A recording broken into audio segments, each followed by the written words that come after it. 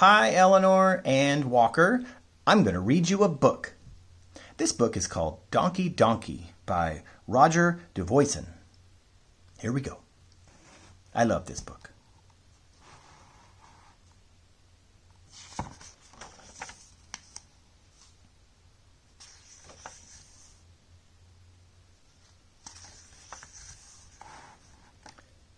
Donkey Donkey was a nice little donkey. His ears were just long enough. His belly was white and round as a ball. Donkey Donkey had many very dear friends. Here are some of them. Here are some others.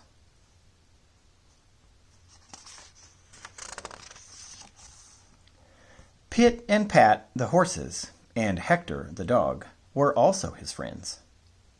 Donkey Donkey's master was the kindest man in the village.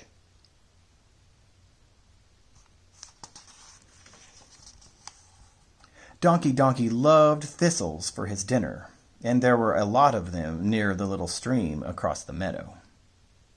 Yet, in spite of all that, Donkey Donkey was not happy. One day he was drinking with Pat at the stream.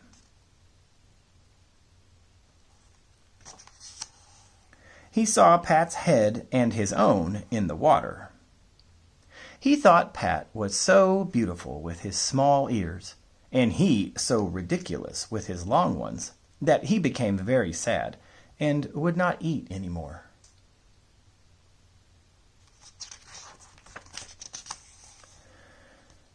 Donkey Donkey at last went to see Hector. Hector was very clever.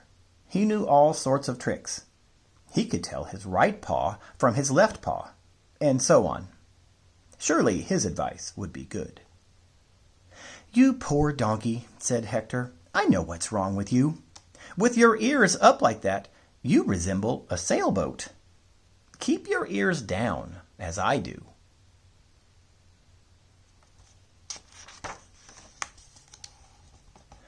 "See how funny I would look with my ears up?" "That's it, Donkey Donkey. Put them down. Now they look almost as nice as mine. And Pat will be jealous because he can't do that."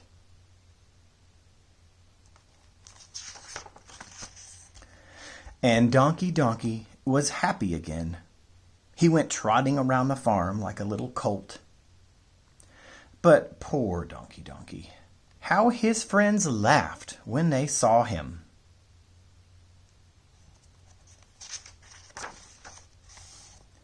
"Silly donkey," said Fuzzy Fuzzy the lamb, "why do you believe what Hector says? There is only one way to wear ears. Look at me. Doesn't everyone say I'm pretty? And look at Phoebe the goat."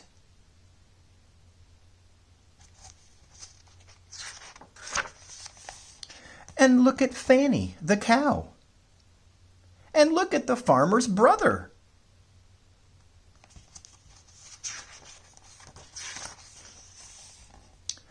Do you see how they all put their ears on the side? So many people cannot be wrong, Donkey Donkey.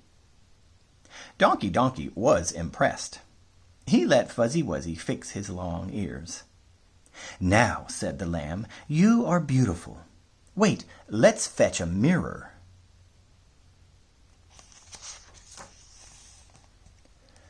Donkey Donkey agreed that he did look dainty. Naomi the hen said the mirror flattered him, but she had a bad disposition, and of course she would say that. So Donkey Donkey went away again, happy although somewhat doubtful, as you can see by his expression.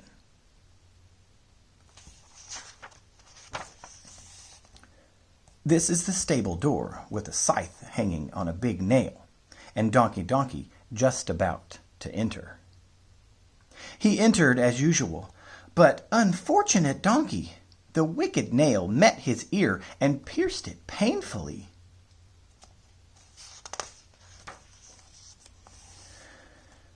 Donkey Donkey was sadder than ever. He cried all night long. It was very unpleasant for his friends. They could not sleep. They were quite angry with him. The next day, Donkey decided to consult Rosa, the mother pig. She was not known to be very clever. She ate and slept so much.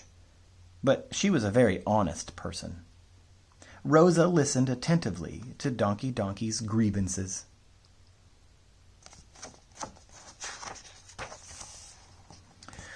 "Let me think," she said.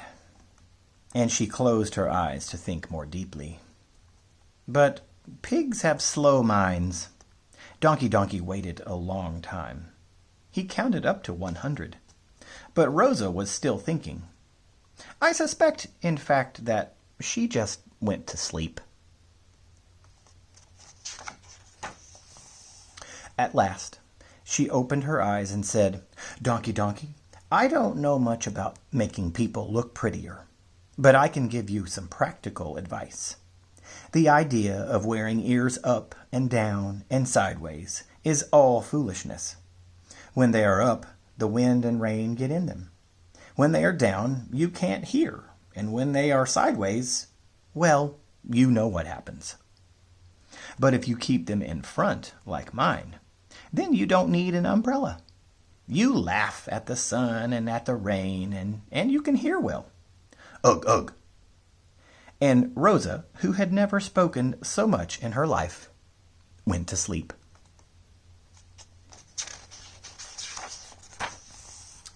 Donkey tried it at once. He thought it was a really good idea. 2 days later, there was a lot of wind and rain.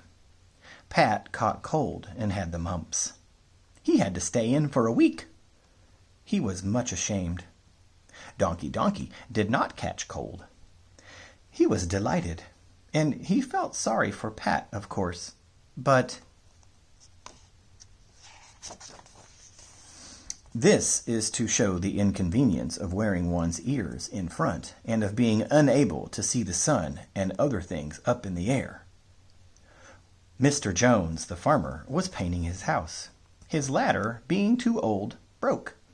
Mr. Jones fell. He fell on Donkey's head, and they both fell to the ground. And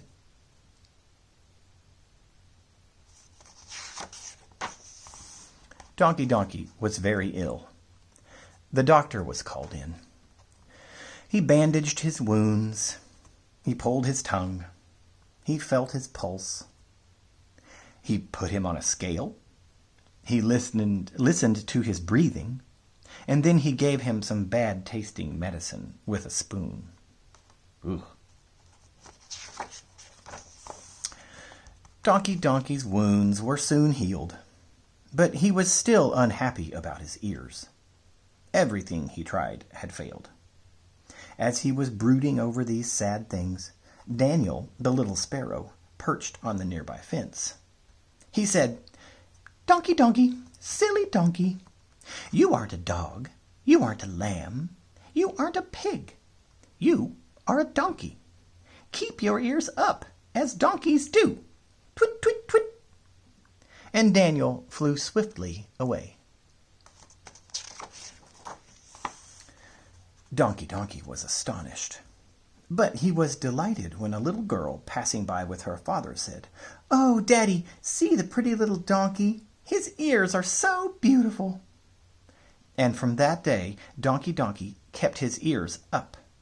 He enjoyed eating thistles again, and he became the happiest of donkeys. And this story is finished.